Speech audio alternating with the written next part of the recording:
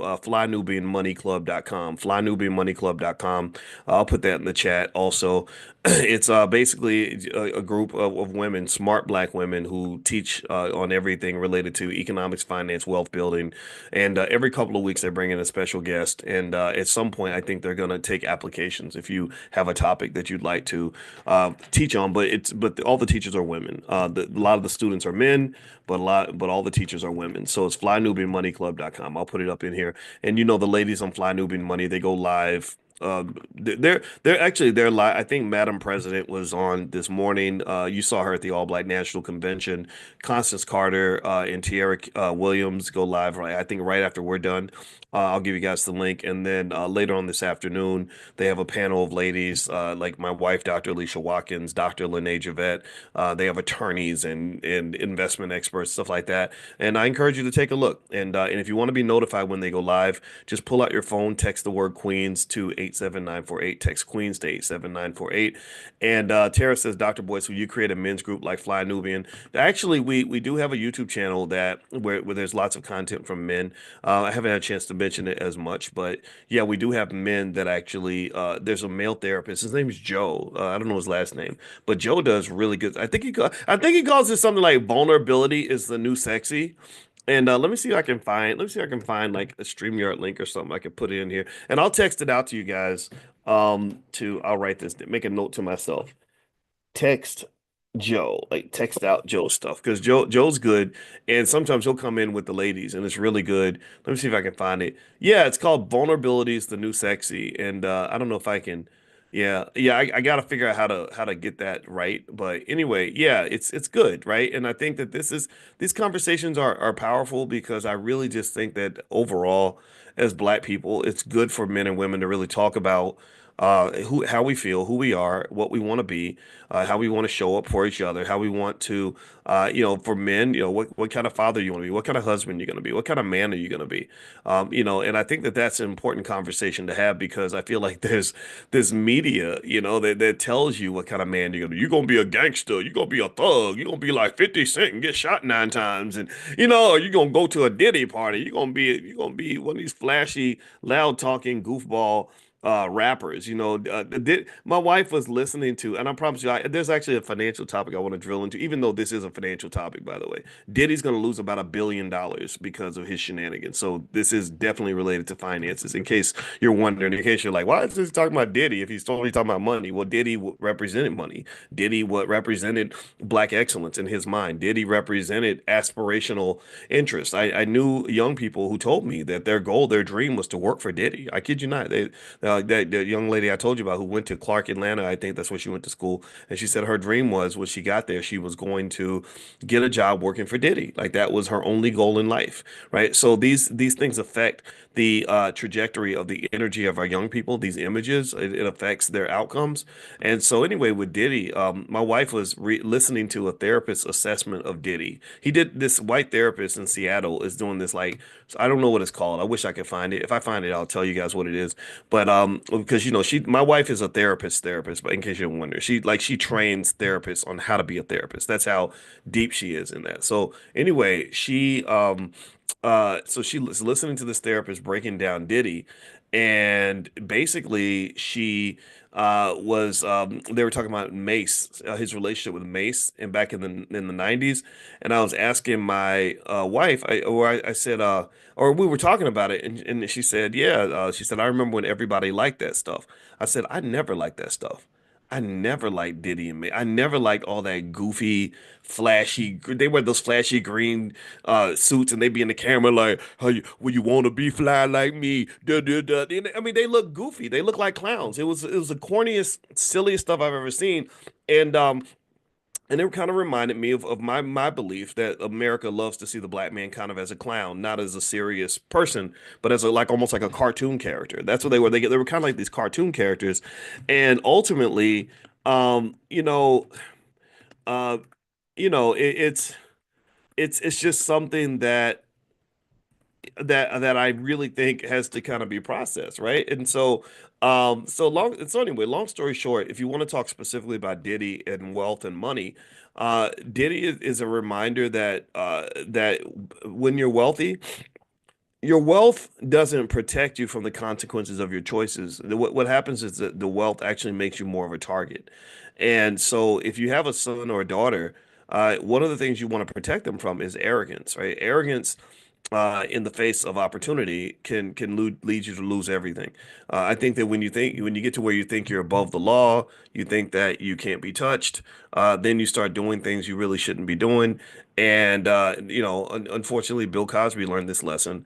And then next thing you know, they remind you that you're black. They knock on your door and say, "You didn't forget that you are a Negro, did you?" And here's the truth, though. I think even white people. I don't think even a white man would be smart to be that arrogant and that ridiculous, and that will cost you everything. And what's really crazy is that you spend your whole life working really hard for something, and then it just gets taken away like that. I think that's an element of financial risk that doesn't get discussed that often. Is the fact that that when you don't protect what you have, you might as well not even work to get it in the first place. Risk assessment and the ability to protect your wealth really comes down to being able to assess every single threat that you have, every threat that you have.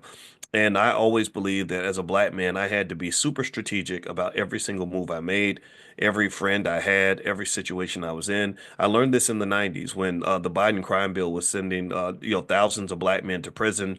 A lot of them were good men. Now, some of them were criminals, but some of them were just good people who were in a bad situation, made a bad choice, were in the car with the wrong person. They had a friend. When you're a black man, it's not hard to have a friend who's a drug dealer or a friend who's in the streets. A lot of us have friends who are in that situation, and I would just see people get killed because of who their friend was. Or my best friend that was traumatic for me. My best friend got killed because of who he was dating, and the person he was dating had a brother who was into some street stuff, and next thing you know, he dies. He gets shot in the head in front of his daughter.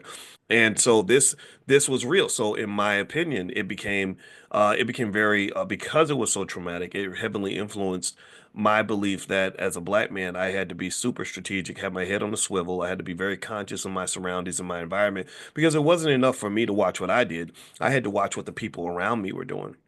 And I don't think black boys get taught that. I think they learn some of them, unfortunately, the ones that really, really end up in tough situations like 30 years in prison and all that, they learn it after they go to jail. And it really sucks because their biggest role models are some of these hip hop artists who literally are like, yeah, pick up if somebody makes you mad, pick up a gun and shoot him. That's what I would do, right? So you pick up a gun and you shoot somebody, and then the judge is like, you're going to jail, and you're 18 years old. So the best years of your life are gone. You don't get to enjoy your 20s, your 30s, your 40s, which should be a lot of fun for a person. You're getting out of jail at 54 years old, and your little baby that you just had before you went to prison doesn't even know you. They don't even want to talk to you anymore because they don't respect you. They don't like you. They're like, my dad was gone, and that was traumatic for me, and it's your fault because of the decisions that you made. So I personally think that it is a critical mandate. I think that when you talk about the things that we must do, it is absolutely essential that we teach our kids about risk and teach them how to protect all things that are valuable, protect all wealth. Protect all wealth. They used to have that slogan that said "Believe all women," right? Which is I thought was crazy, but it's like protect all wealth. Paw, like Paul. Get your paws up, right? I just made that up. Anyway, so yeah, protect all wealth, right? And what do I mean by that? It means wealth is not just money. Wealth is people. Wealth is opportunity. Wealth is your health. Wealth is your intellect. Wealth is your family. Wealth is anything in your life that's valuable to you that you would not sell for money. Right? Anything in your life that you would not sell for $1 million, you should protect that. You have a mother and a father. Maybe you love them and you wouldn't sell your relationship with them for $1 million. You protect that. You have your children. How many of you would never sell your children for any amount of money? Some of y'all got kids that are so terrible. You might say yes, but really, how many of y'all would never sell your kids for $1 million or your grandkids? Would any of you? How many of you would never sell your grandkids for $1 million? Right? None of us. Most of us wouldn't. If you say yes, then that's okay. We got therapists you can talk to. Because I get it. Kids are crazy. But seriously though, so that means that's wealth. That's wealth. Do you understand? See, people can talk about money all day, and that's like level one. But what people don't talk about are all the things that money cannot buy. That's level two, three, four, five, and six. That's consciousness. You're going to higher dimensions at that point. So when I'm talking about wealth, I say this all the time. I'm not talking about money most of the time. Well, money is probably 1% of wealth. In my mind, money is less than 1% of all wealth in the world. Most wealth is the stuff that you cannot buy with money. That's a whole nother level. That's a type of wealth and power that money that Mark Zuckerberg doesn't have that because you wouldn't there are things you have in your life that you wouldn't sell for $250 billion, right? And that might be your health, your youth, your kids, your freedom, your happiness, right? I wouldn't sell my happiness for hardly anything. I mean, you could offer me a job making $10 million a year, and I'm not taking that job if not going to make me if it's going to make me unhappy or it's going to take away my family and take away my quality of life. I wouldn't do that, right? So protecting wealth really means assessing, right? You have to make assessments, just like insurance agents make assessments on things, and they're trying to figure out, what your policy should be and all that stuff. You got to make an assessment on your wealth and what's around you, and then think about how to protect that. And that requires consciousness. It requires almost like meditation, sitting still and looking and observing, counting your blessings. I do this every morning. That consciousness, that fire, whatever it is that drives you, the things that makes you feel good, that excellence, that commitment to excellence that you may have chosen. That's a membership. That's a membership. And I personally have to renew my membership every single morning. I renewed my membership this morning when I got up out of bed at 4:45 in the morning. Instead of sleeping in, I said, I'm renewing my membership today. I'm stamping my damn card. I'm going to that gym and I'm going to go out here and I'm going to do what I got to do to protect my health because my health is infinitely valuable to me. And that was a wealth move. That was a wealth decision. That was an investment decision. Do you understand? Because people talk about DEI all the time, and I get it. I understand. I told you I'm not anti-DEI. I'm very much pro DEI, even though I thought DEI was a watered down version of affirmative action, which was a watered down version of what they're supposed to really give us. So affirmative action was a watered down version of reparations, but DEI was a watered down version of affirmative action. Like Black Enterprise said, only off of DEI positions, Black people only held about 4% of that, right? That's crazy, 4%. But Black Enterprise says this. Maybe they're lying, but I think that sounds accurate. But anyway, even though I'm a fan of DEI, I always felt that DEI was very risky to lean your financial security on anything that relates to the goodwill of others to provide for you. Like anything that leans on sort of these corporations saying, "Oh yeah, let's bring in some black people," and a lot of corporations created DEI programs and put DEI listings out after the George Floyd killing. The George Floyd situation led to like all these companies advertising DEI positions. We need a DEI director, DEI this, DEI that, and what they found was that when the president said, okay, DEI is gone, DEI must DIE, a lot of these companies cut their programs just like that. They dropped you like a bad habit. They said, we didn't really want to do this anyway. And but they did find that there were some companies like Costco, and there were a few others, Apple, and I can't remember the others. I got to get a list of the companies, but there were companies that actually said, no, this is what we did before the George Floyd situation, and this is what we're going to do after this presidency. We're not going to allow ourselves to be trapped in the moment. They made a decision that I thought was pretty ethical, right? It was anti-capitalist. The capitalist decision is, oh man, this is going to cost us money. Let's go ahead and drop this. Let's push the Negroes off the boat because the boat's getting a little heavy right now. We're starting to sink. There were sturdy companies that said no. Like Apple. Apple's like, we're not a boat. We're not a dinghy. We're like the biggest gigantic battleship that you've ever seen in your life. Your pressure can't sink this ship. We sell iPhones in our sleep. We're worth $3 trillion. We're not bending and folding to the whims of a society that changes every 4 or 5 years, right? And I respect that. I thought that was pretty awesome. Good for Apple. Good for Apple. Now, with that being said, though, I always felt just the same way I told you how I never liked the Diddy stuff when they had the shiny suits and all that rapping back in the 90s. I never really liked DEI that much as a pathway to financial security for black people because it was too risky. I felt like it was too fickle. I said, so wait a minute. So you telling me that I got to lean on the good graces of this white man for me to be able to provide for my family? That just didn't sit well with me. Again, I probably got just enough toxic masculinity to know that if you mess with my family, I'm gonna kick you in your ass. So if that's toxic, then just call me Mr. Toxic because that's how I feel. I feel that I grew up with a guy named Larry Watkins who taught me about being tough and fighting for what is yours and defending what is yours. He defended my mother. He was by her bedside until she took her last breath. And he repeatedly told me over and over again, after 50 years of marriage, he said, my number one goal in life is to protect and take care of your mother. And I just thought that was just quite extraordinary, quite honorable. So, in my opinion, I felt that as a protector of me and mine and what's important in our world, the protector of this space, I said I don't really know how I feel about DEI because DEI it's like a little drug, right? It's like a financial drug. Money's like dope. Money affects the dopamine in your brain. So money really is dope. It rises your dopamine levels and you start feeling good and comfortable and safe and happy because they gave you this DEI position. But what you don't think about is the dark side of the dope, right? Every dope that gives you a high can also cause you to crash. Like Mike Epps talks about being high on cocaine and how after the crash he was ready to kill himself, right? So the same thing has happened with economics. Your economics can give you a high. You get on that dope, you're feeling good, you're feeling safe. You're like, look, mama, I made it. Let me go get a Mercedes. Let me get a bigger house. Let me go to the Gucci store because I'm living good. I got this nice little DEI job. They're paying me 300,000 a year to be the DEI director, and now I'm doing well. I've made it. Look, mama, I've made it. But what you're not thinking about is the crash. You're not thinking about like what happens if suddenly the world just changes. What happens if they say, I'm sorry, Shaniqua. We have to cut the DEI program completely. So your stuff is packed, and we need you to turn your keys in on the way out the door, and you can't log into your computer anymore right now. So good luck to you, though. Good luck, good luck, good luck. You people are great to have around, and then at that point. You're dealing with a lot of psychiatric issues. You're dealing with anxiety, stress. You're dealing with depression. My wife, who again, because she's a therapist, I think she's great for our Black financial therapy department in the Black Business School because there are so many people of our people that deal with extreme amounts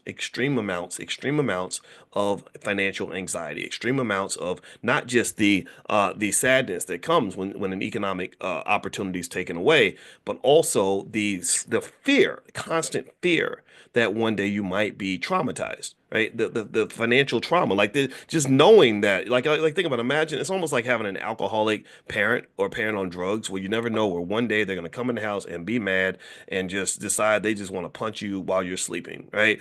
And that's the thing. That's what happens. That's the economic trauma. That's what happened, in my opinion, when we gave up some of the more sturdy economic habits of our ancestors.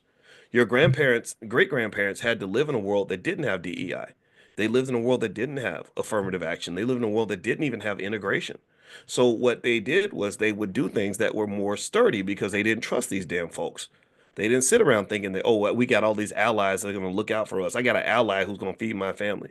I have an ally that's going to make sure that I'm good. The ally that's never going to leave my side. They understood, like, look, you can't trust some of these suckers. So we're going to make sure that we are solid. We're going to be conservative. That's the first thing, right? First risk assessment. They weren't flashy Negroes with big shiny suits throwing all their money away at the club. They were conservative. They would save that nickel. They would save that money. They had solid principles when it came to saving and protecting the little bit of money that they had. When I was on the faculty at Syracuse University, and Essence Magazine asked me to write an article about financial money habits, I called, I did. I had a whole PhD in money, but I called my grandma.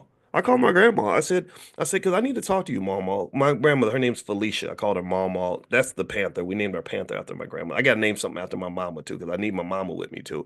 And I went to my grandmother because I knew what she learned from my great grandparents. And I said, I know that tell me your money rules. What are your rules when it comes to money? Do you have rules? She said, I've got rules. And she sent me a whole list. I said, can you write it down and send it to me? She did. She wrote me a whole list. You give 10% to the Lord. You put 10% in your savings. You never buy anything on credit. Like, she didn't use a credit card. She didn't go into debt. And what she was saying was that she had a very strong risk assessment because she knew that being a black girl born in Louisville, Kentucky during the Great Depression, that Superman wasn't coming for her. She knew she didn't have nobody coming to save her. She wasn't sitting around hoping for a DEI program. She didn't believe she had allies. She didn't believe white folks were her friend. She didn't believe she couldn't even depend on on the men, to be honest. Like even some of the, black men, we're great in our own way for sure. Shout out to all the great black men in the world. But you know what it is. I think that they work very hard to distort the mindset of a lot of us. So some of y'all brothers need to step up a little bit, right? And so the reality is that she had these sturdy rules of economics such that as a single mother of five kids, she never ever went into debt. She had perfect credit. She never had to borrow money from anybody, and she was the most financially rock solid person I ever saw. And none of that came from a high income. None of that came from being born with a silver spoon in her mouth. None of that came from somebody giving her a DEI program or her having a sugar daddy. She did that because she understood risk. She understood things that many of our people have forgotten when it comes to our economics. We think that we're advanced because, we like it's a new day, it's 2024, and that's old fashioned and shit. Have you seen some of the some of the things that are happening in the country right now? I'm not saying I'm for or against. I told you I don't the politics. I'm not going to argue with nobody about no politics. But really, I mean, when they're literally pulling the rug out from things that you thought were secure, that really says that maybe you weren't secure in the first place. And maybe you should understand what financial security actually looks like. And in fact, actually, I did a whole training on what financial security looks like. I'm gonna remind me to text that out to you and also to answer questions in the chat. Some of you are asking like where this shirt is, this black gentrification shirt. We have this site, it's woke black tees, wokeblacktees.com. So feel free to go to wokeblacktees.com and I got all kinds of militant angry black man, black woman shirts that you can check out. Like, I'm playing it. So, it's like I call it I jokingly call it militant because apparently people think that black people being intelligent and prepared is militant or that when I say I want black people to be intelligent, they say that I'm being uppity. So yeah, so if you want to be uppity and militant like me, then this is wokeblacktees.com. That's the URL, wokeblacktees.com. All right, so here's what one thing that I believe also. I think that when you talk about DEI, I made up a new term for DEI, and I'm actually gonna talk about this more. I'm speaking at the Black Wealth Summit in Bowie State on the 1st of February. If you live in the area, I think the URL is it thewealthsummit.org, thewealthsummit.org. So if you live in the area, feel free to pop in. I'm excited because I get to go see Dr. Claude Anderson. Let me make sure that it's right because I want to support them. I have so much respect for what they're doing. Yeah, thewealthsummit.org. Not .com, .org, thewealthsummit.org. Anyway, so I was thinking about DEI and I said, DEI, in my opinion, should not stand for anymore. It should not stand for diversity, equity, and inclusion. I believe that for some of us, DEI should stand for development, entrepreneurship, and investment. Development, entrepreneurship, and investment. I believe that the best DEI program is the DEI program that you have in your black owned business. That's the best DEI program ever. That's the DEI program nobody can ever take away from you. And to me, DEI, development in entrepreneurship and investment, means, in my opinion, that we should develop our own institutions. We should do the work required to develop financial security setups and protocols that allow us to be safe economically, no matter what the political weather is in the United States. Development means developing businesses. Development means developing our children to be investors, to be smart with their money, to develop the ability for them to survive economically. Development in terms of institutions is absolutely essential for any community that wants to be financially secure. And one of your biggest weaknesses, one of your biggest vulnerabilities as a community is that you don't have your own businesses. That's why when we started the Black Business School, our Black core of three was that we believe Black people should educate our own children, create our own jobs, and support Black owned businesses. If we do those three things, Black wealth goes up by 5 trillion in less than a generation. We do those three things. Educate our own children. Why? Well, because so many of our children are miseducated, and when they get miseducated, they get distracted and pulled in the wrong direction, or they end up not being an asset to the community. Therefore, you're losing a couple $1 trillion every generation just by the virtue of the fact that millions of your children don't even have a basic skill.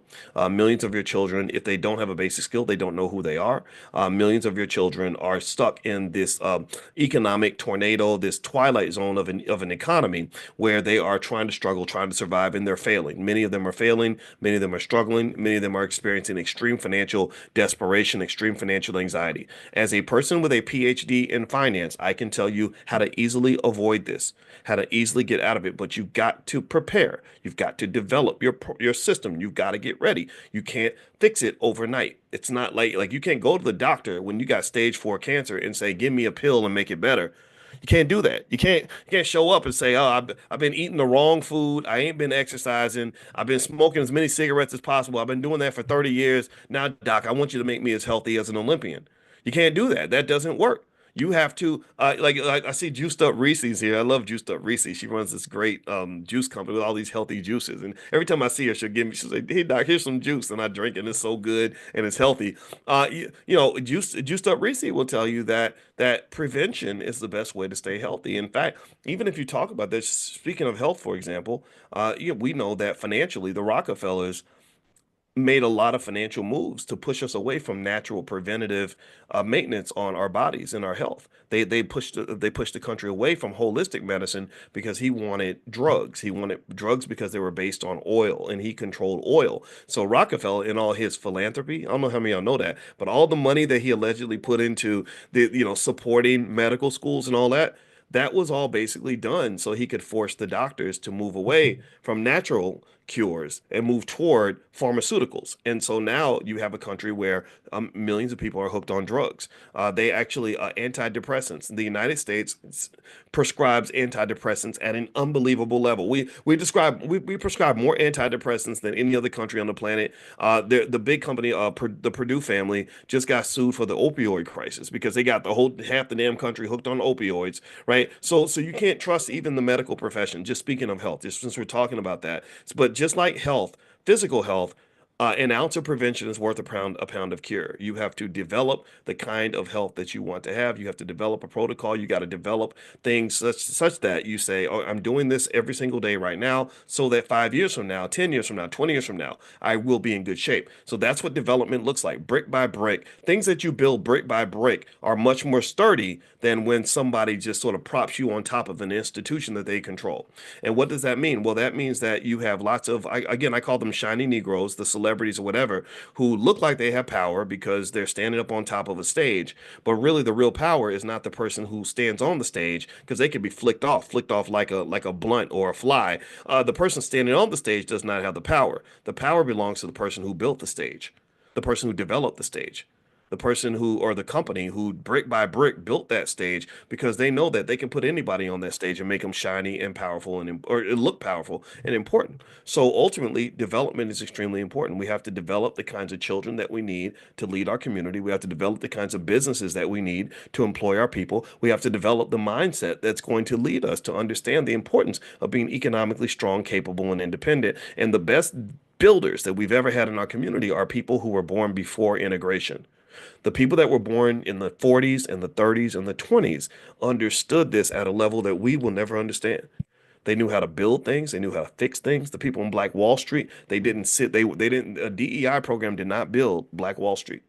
But when they built the damn thing, when they were willing to make the sacrifice, put in the years of blood, sweat, and tears and do the work, they built something that was very, very powerful. Now, again, with Black Wall Street, we know the history there, right? We know what they did and we know how they attacked it for sure, right? But still, though, imagine if we had builders like that today. You keep that nowadays, it's much, much harder. Not that anything's impossible, but it'd be much, much harder for them to just decide to get mad and come in there and burn down a whole black town or burn down a whole bunch of black businesses or something, right? Even anything's possible, but it's not as likely as it was in the 1920s and 1930s. So imagine if we had builders that have that mindset today that could say something like, I know you're offering me a good job, but I'm gonna walk away from the good job because I want to, instead of me pouring into your institution, I'm going to pour into my own. Instead of me pouring into your community, I'm going to pour into my own. Most black communities are struggling. Most black communities that are poor anyway struggle with infrastructure because all the people that could be there building infrastructure left the community to go to work that day. They all abandoned their community and went to work, and so the things that they're pouring energy into are growing. That what you pour energy into is going to grow. My mother used to say that all the time. She said the things that you invest in are going to grow and build and whatever, and the things that you don't invest in, the things that you neglect, are going to fail. So if you invest in your health, then you're going to have better health. If you neglect your health, then you're going to die. If you invest in your future, then you're going to have a great future. If you neglect your future, then you'll have no future.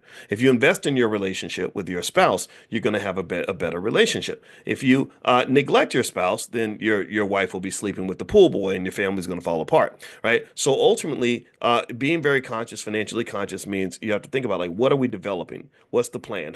How do we imagine the world, our personal world? Think about your life. How do you imagine your life being better or different 10 years from today than it is now? And what is it that's going to be developed and created such that not only will your life be better, but the lives of other people behind you are going to be easier because you develop something for them. If I build a house, then that house that I build can last for 100, 200 years. But if I'm constantly spending my time building houses for other people, and then I don't have a house, I'm living in an apartment, well, that's not legacy. I haven't developed anything for me. I've developed things for other people, though. Right? And so development, entrepreneurship, and investment. Entrepreneurship means that we need more people that at least have an entrepreneurial skill as a backup plan in case that job disappears. Dependence on jobs or dependence on DEI especially is very fickle. It's very risky because these things can be taken away at the drop of a hat. Corporations are not loyal to you. These hoes ain't loyal. Corporations are not loyal. They have no interest in making sure that you are financially secure or that you remain well off or that you're always doing okay. Their objective is to take care of the shareholders. That's what their primary premise is. That's what they're supposed to do. At least that's what Milton Friedman at the University of Chicago said, is that the number one job of the corporate manager is to maximize shareholder wealth. He did not say that the number one job is to keep everybody employed. He did not say the number one job is to make sure the DEI programs remain intact. He didn't say the number one job is to take care of the environment or the customers or or the people that are running the company. He didn't say that. He said the number one job of the corporate manager is to maximize the wealth of the shareholders. So the people that will never get screwed in a corporation are the people who wrote the checks and provide the capital for that corporation to exist. Let me say it again. The corporation will never screw the people who wrote the damn check. Let me say it again. The corporation will never screw the people who built and invested and developed that corporation. Do you understand? Do you get what I'm saying? Do you understand? So white folks got their own DEI program, and it does stand for development, entrepreneurship, and investment because entrepreneurs created Apple, investors came along and poured into Apple, and then their capital developed Apple into this $3 trillion corporation. You're never going to bite the hand that feeds you. You're never going to defy the individuals through which they've become basically your economic god. You'll never defy the person who gave birth to you. So the investors gave birth to Apple. That's what they did. They went and the customers are important as well, for sure, right? Without the customers, nothing happens. But it's the people who came along and said, let's be entrepreneurial and start this business. That was Steve Jobs and his buddy. I forgot his name. He had a real long name. I can't remember his name. And when the entrepreneurs planted the seed, the investors came in and helped water the seed. And then Apple was developing, and now you've got this $3 trillion behemoth. And unfortunately, that's where their loyalty lies. That's who they're going to be loyal to. That's their DEI program. They're not going to be loyal to you when you came along begging for a job 30 years later. It doesn't mean they don't value you. It doesn't mean that you're not important. It doesn't mean that you don't matter. It just means that you're not the top priority for these corporations. So, in my view, if you want to be secure in America, the best way to be secure in a capitalist society is to be an investor in something. If you're investing in things, with these companies, you can own shares of stock in these companies, and they bow to the shareholders. Even the companies that, like Costco, that kept their DEI program. I'm talking about diversity, equity, and inclusion. They only kept it because the shareholders said it was okay. You do know that, right? They had a shareholder vote. And so that means that if the shareholders had said, we don't want this stuff, get this stuff out of here, it's costing us money, then even Costco would have folded and walked away. So why can't we as black people have a mindset where we understand that if we develop institutions, invest in those institutions, have entrepreneurs that create these institutions and others that will come along and pour into those institutions, that that will keep you much more financially secure than these fly-by-night jobs. America's an interesting country. I learned a lot about America by watching this documentary about the Vietnam War. It was 12 hours long, and I watched it twice because my father was in Vietnam, and it really affected him. He was 17 years old, and they pushed him out of an airplane, and it traumatized him. It really affected him. And I was really impacted by the story behind the fall of Saigon. The fall of Saigon told me it really, I mean, just going back to that term, these hoes ain't loyal. That's a Chris Brown song, in case you don't know it. I said, "Oh my God!" When I saw the fall of Saigon, if you ever want to be freaked out, like just watch like that part of a documentary where they talk about the fall of Saigon, because here's what happened. They kind of did to the Vietnamese people what they do to black people when it comes to politics and DEI programs and all that.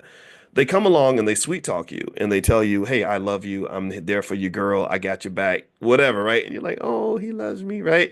But then as soon as it gets inconvenient for them to keep their commitment, they're like, "I'm sorry. I know I told you. I know you invested everything in me, but I gotta go." And they abandoned those poor people. The people in the south of Vietnam were aligned with the United States. And for them, it was much deeper than what it was for us. Now, Vietnam, for most Americans who didn't have to go over there and fight, was just like a conceptual thing. It was like, oh, yeah, there's this war and we don't like this war. For some people, like my father, it was much more real because he actually had to go in there and fight in the war. People like Muhammad Ali were very conscious. He said, "Ain't no Viet Cong never called me nigga. That's your war. That's your situation, not mine." And they wanted to put him in prison for that because I think that they were accustomed to black people fighting battles for white people. They were accustomed to black people doing what we were told. They were accustomed to black people getting on the front lines and taking a bullet for some billionaire who's sending you off the bat to go fight a war so they can get oil or rubber or whatever mineral they're trying to take to feed their capitalist machine, right? So, long story short, the fall of Saigon really taught me that if you're not smart enough to look out for your own interest, your oppressor never will. They're never going to. If you don't know how to look out for you and yours, then you will be the biggest sucker on the planet. They will screw you. They will chew you up, spit you out, and use you up. They will. They really. I mean, really. The fall of Saigon. So what happened was basically, in case you don't know, is they got the people in the south of Vietnam. They got them invested in this idea of fighting this war. And they were fighting against their own relatives. They were killing, kind of like black people are with the Democrats Republican thing. I just don't do that. I'm not going to do that with you. I'll debate you. We can talk about the issues, but I'm not gonna fight a relative over some politicians who don't give a damn about. I'm sorry. I just don't, I'm not participating in any of that. Once you get too serious, I'm gonna walk away. It's almost like we playing checkers and you pull out a gun. I'm be like, maybe we shouldn't play this game right now because you taking this a little bit too seriously. And you got people out here that'll do that. That'll literally be like, "I don't talk to my cousin because he voted for Trump. I don't, my sister voted for Biden, that old blankety blank." I hate that. I don't like any of that. I'm sorry. And I know people disagree, but that's my position because and if you want to know what's going through my head, it's the fall of Saigon. Because the Vietnamese, the Southern Vietnamese, biggest mistake they made was that they aligned themselves with the either capitalist America or communist Russia. And what happened as a result is that the Russians and the Americans tore that country apart. They tore that country to pieces. They left scars in that community that have lasted for several generations. They came in and just literally took a dump on top of that country. They peed on those poor people. It was terrible. And so the fall of Saigon was when the United States had gotten to the point where all the millions of these people in southern Vietnam had come to depend on the United States to have their back. They were like, "Oh yeah, you're our DEI program. You're providing this military assistance. You're providing all this money. You're providing these helicopters and tanks that we need in order to fight this war, and you're protecting us. You are our protection." And then the Americans, just the American people were like, "We don't like this war. We want to get out." And they said, "Sorry, we got to go."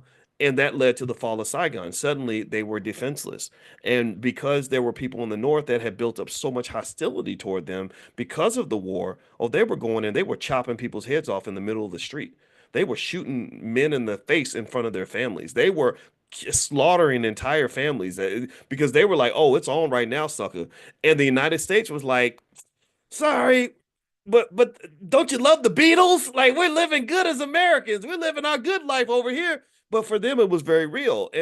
When I saw that, what I concluded is I said the leaders in Vietnam, including Ho Chi Minh, who was a great leader, he was kind of like their Martin Luther King or their Malcolm X. The biggest mistake they made was they did not pursue true independence. The biggest mistake they made, because that's what they wanted. They wanted independence from the French. The French had been abusing them for a long time, and the Americans didn't want to help. And so they went to the Russians because of that. But what people don't understand is that when you align yourself with something bigger like that, you got to be really careful about what you're aligning yourself with. So let's say I live in a neighborhood. This is all economics, by the way. This goes back to economics because economics ain't nothing but gang warfare. Economics is gang affiliation. Like Apple is an economic gang where you have a group of people that get on the same page, have the same code of conduct, have the same procedures, and they wear the little Apple logo. They're all part of the same gang. So it's almost like if I live in a neighborhood and I'm scared of getting beat up and I see the Crips and the Crips look pretty strong and I say, "Hey, I think I'm gonna be a Crip because I don't want anybody to beat me up and take my lunch money." And so I'm thinking about the benefits of being a Crip. Like now I got all these people that'll help me if I ever get in a fight or whatever. But the big problem that you have now is now your allies have increased, but your number of your enemies has increased as well. Now, anytime a blood sees you and you're wearing blue, well, then you might have to run because now you've got enemies that you didn't have before, right? Do you understand what I'm saying? And I think that with the United States, I think that that's what we do. I think black folks do that. I think we'll say, okay, I want to be a Republican, but then now your Democratic friends don't want to talk to you anymore. Or I want to be a Democrat. Now your Republican friends don't like you. And I feel like we get aligned with these bigger battles. And this is what happened in Vietnam. When they were in the North, they said we're going to align with the Soviets because they're going to give us weapons and money and all this. Well, now the Americans hate you. Now you are in the crosshairs of the most powerful country in the world. So then the people in the South get aligned with the United States, and then what happens is that the country itself became the casualty. The country itself became collateral damage in a much bigger war with people who truly don't care about you. Like, I believe at the end of the day, I don't believe the Democrats or the Republicans care that much about the black community. I don't, because if they really did, then you would not see neighborhoods where babies get shot in their strollers. You would not still have communities that are horrifically underinvested in. You would not still have us having to fight like crazy just to get them to say the word reparations. I just don't believe that they care that much. I believe that they care about us to the extent that we are a pawn in a bigger chess game. They need us to show up. They're like, okay, we need black people to do this and do that, or we can't get elected. Or if we get enough black people to come over to our side, then we can keep the other party from getting elected. But at the end of the day, I think that they're sort of fighting above the rim, and we're kind of down here like these little mice that they're kind of moving around and manipulating. And really, what should happen, in my opinion, is we should disconnect. Because if you don't, then what's going to happen is you're going to have the fall of Saigon, which is what's kind of happening right now. You're going to have scenarios where the heat gets hot and then your allies abandon you. Do you understand? This is where I'm getting at. Like I think right now, when I see companies just saying, "Oh, hey, we really were into the DEI thing in 2020, but now we're done. We're out of here. We're withdrawing our troops, so to speak." And we just wish you the best. You hopefully your community can take care of you. I hope you can defend yourself because we're out of here. It reminds me of the fall of Saigon. And so to me the solution to avoid that is you got to be real thoughtful about where your priorities lie. Right? You got to really be thoughtful about. I think a little bit of selfishness could be good for Black people. A little bit of economic selfishness because something happened when we were trained in slavery to really take care of other people before we take care of ourselves. Like I believe that we really take a lot of pride in saving other. Like when I saw the people bragging about how we saved the Biden administration in the last election. I don't want to get too political, but that was kind of weird. Like we saved y'all again. And I'm like, I get it. I understand you saved them and you deserve credit for that, but damn, can't you save yourself first? Like, can't say, how about you save yourself? I don't want to brag about saving other people who don't care about me. I'd rather brag about saving my family. I'd rather brag about saving you. And I don't think our community is saved. I don't think our community is economically safe at all. We're very, very vulnerable. And when you're vulnerable, your number one objective should be figuring out how to become secure. How do you become secure? So when I go back to what I think DEI should mean, development, entrepreneurship, and investment, that's how you become financially secure. Because there's no people that were the original investors in Apple who are financially insecure right now. They're billionaires, trillionaires, whatever, multimillionaires. They're doing quite well financially. So if you develop things by making investments, with an entrepreneurial seed, if you have the millions of children who have brilliant ideas, who then say, I'm going to spend my time pouring into this idea. And then once I pour into this idea and make it strong enough and develop it enough, others will want to then pour into the idea. They come along and they want to be investors and they say, how about we double up on what you're doing? Next thing you know, the whole hood is fed. The next thing you know, everybody's good. The next thing you know, all the investors are prospering. And this is the fundamental of economic power. This is how you get it. You don't get power by borrowing power from other people. You get the illusion of power. You get fed dopamine. They get you on that dope. And a person who's high is disconnected from reality. So a lot of us are on that dope. We sit around and we feel like we're good. We feel like we're safe. We feel like we're secure. We feel like we've succeeded. We feel like we've made it. And then when somebody pulls the rug out from under us and you get that reality check, and you come off of that dope, suddenly you're depressed. Suddenly you're sad. Suddenly you're like, oh my God, it's so hard to be black. It's so terrible. And then you're passing that same anxiety on to your children because we never taught them the importance of preparation. So that's my belief. That's my 2 cents. Um, that's what DEI means to me. If you want specific ways to implement this, I think every black child in America should know how to start a business by the age of 12. I believe every black child in America should have somebody who loves him enough to buy shares of stock for him every month. You pay your car note every month. You pay your cell phone bill every month. You're putting money in the landlord's pocket every month. Why can't you invest for your children every month? You love your landlord more than you love your kids? Because what you do with your money is an expression of love. It is. Because money is power, and if I'm giving you power, that means I got to care about you. So it's a couple things I'm not going to do is I'm not going to give my power to my enemy because he gonna pull that gun out and shoot me in the face with it. And then number two, I'm not going to waste that power by giving it to people that aren't connected to me and mine. I'm gonna start with me and mine first. So you buy stock for that kid every month for the time that they're born. Guess what? When they're 25 years old, they have hundreds of thousands of dollars in the bank. They got $250,000 they're sitting on, and they're not victims of economic desperation. They're not sitting around waiting for somebody to start a DEI program. They're not looking for Superman to come save them. They're not crying and whining and moaning about how they sad because the Republicans did this or the Democrats did that. They're not living that life. They're like, no, I'm sorry that your parents didn't love you enough to prepare you for the future, but my parents did. That's the reality of it. And it sounds arrogant as hell. I don't care what it sounds like, but it's reality, folks. This is real life, people. This is how the world works. The world does not work the way it should. The world works the way it does. So if you talk about financial security, it is very important for you to just bust out of this whole mindset that they gave you. The slave mentality must also die. If DEI going DIE, then the slave mentality needs to die with it. No disrespect to DEI or anybody who's benefited from it. I got my first job through a diversity thing at Syracuse, so I'm not anti any of that. I'm not here to say that at all. But I can also tell you that even though they got me that job, when they decided to take it away, I had to figure out a plan B.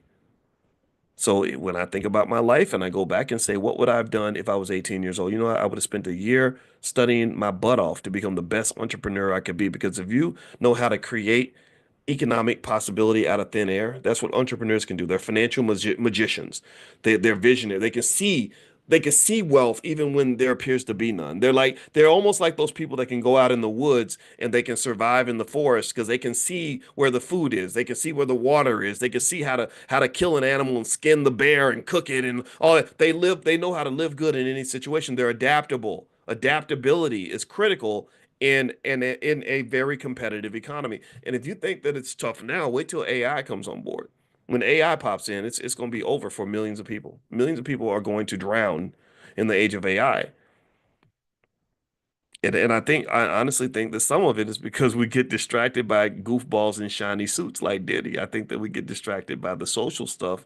And and I tell you, all that dancing and all that is fun, but at some point you got to stop dancing and start working. Less twerking, more working. How about that? How about that? Okay. So anyway, I got to get out of here, guys. I'm gonna let you all get back to your day. I hope that you gained something from this discussion. Just so you know, Dr. Alicia, my wife, she's a therapist, a full professor of social work. She heads our Black Financial Therapy department in the Black Business School. She's going to do Mental Health Monday tonight. I don't know what their topic is, but if you want to be notified and invited to her private seminar space, just text the word love, LOVE, to 87948. So text love to 87948. And I see John Trey said you can text money to 87948. Yeah, I do have a training called How to Make Money Without Working. And I think it might be especially interesting right now, given that the stock market has really took a hit today. I think that this is a great day to invest in stocks. So if you text money to 87948, I can send you that as well. What else is happening? And we got a lot. We usually have a lot of stuff going on in the Black Business School. There was something else I meant to tell you, but I made notes. But oh, here we go. Yeah, I'll send you the stuff about Joe's thing that he does with the men because I think that's definitely. I'm glad somebody brought that up. And also, there's something on financial security. I did a training on basically what financial security looks like and how to know that you're financially secure. So I'll send that out to you guys as well. If you're not on the text list for this class, that's a really important one. Text the word morning to the number 87948 on your phone. Text morning to 87948. So I'll see you guys tomorrow. Have a great day. God bless you. Thank you so much for listening.